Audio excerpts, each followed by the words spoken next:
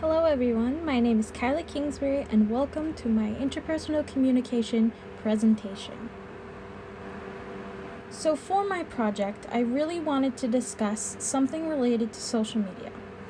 I really find this topic interesting and I use social media myself on a daily basis, but unfortunately I see a lot of negative comments and just all around bad negative things on social media. So I wanted to make this my topic of interest, especially since I wonder why people say such horrible things to each other. So because of my interest in social media, I decided to base two research questions off of this. One of which was, how does social media allow toxicity to grow? And the other being, how does anonymity play a part in that? I decided to ask these research questions to three willing participants. The first was my brother, who has had past experiences with online bullying. The second was my best friend, who has also seen the hateful comments as I had online. And the third was my manager, who is aware of the online comments but has never personally interacted with them.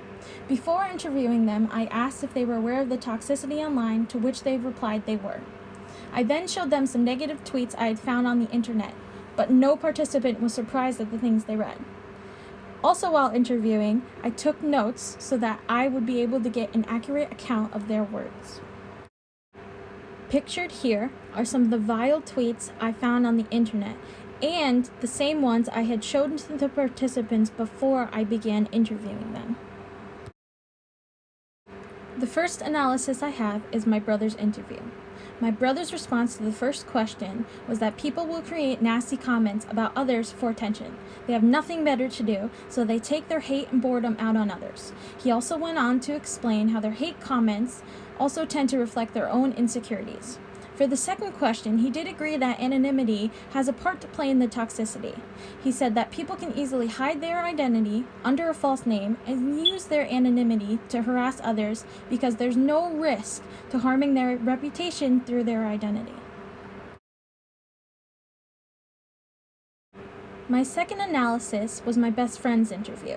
When speaking to him, he answered the first question by saying that social media allows toxicity to grow because there are little to no repercussions for what we say online to each other.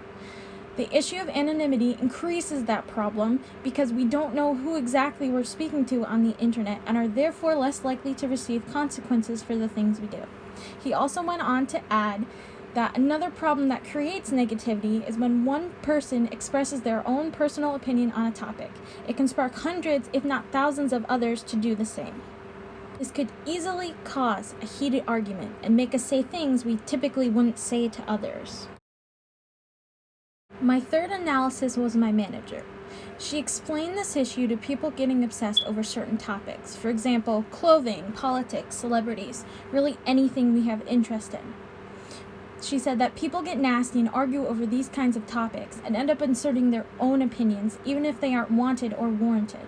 She also agreed that anonymity played a part in this issue, because people will say things they typically wouldn't say face-to-face with someone. She also explained how with the use of anonymity, people don't feel pressured to act as their usual selves. She gave an example of someone being an introvert when in the presence of other people, but when they are online, they may take the persona of an extrovert and say things without fearing retribution.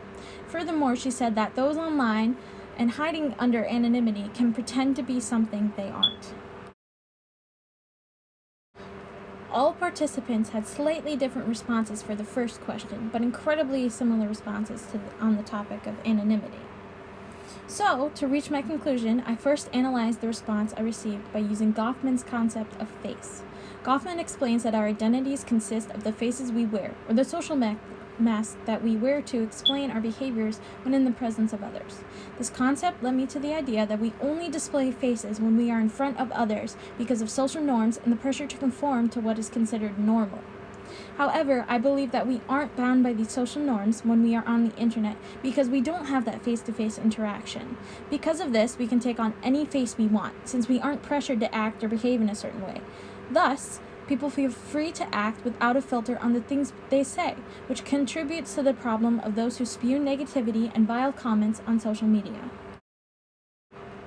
The second step I took in reaching my own conclusion was through using Papa Cherissi's conclusion on anonymity in her article, The Internet as a Public Sphere.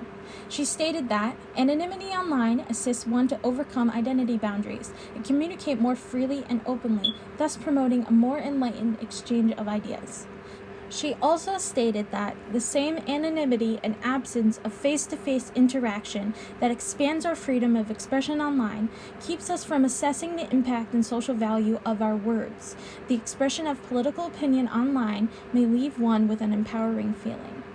These quotes support the idea that anonymity and hiding our identities on the internet give people a feeling of strength and power, which they then use to say things without fearing backlash. Furthermore, just as Papa Cherissi concluded, we become unable to assess the impact of what we say since we aren't face-to-face with those who we are speaking to. After taking these steps and analyzing my results with relevant articles, I came to the conclusion that the toxicity online is caused by our lack of face-to-face interaction between individuals. We aren't bound by the usual social norms that typically restrain us from saying negative things to others.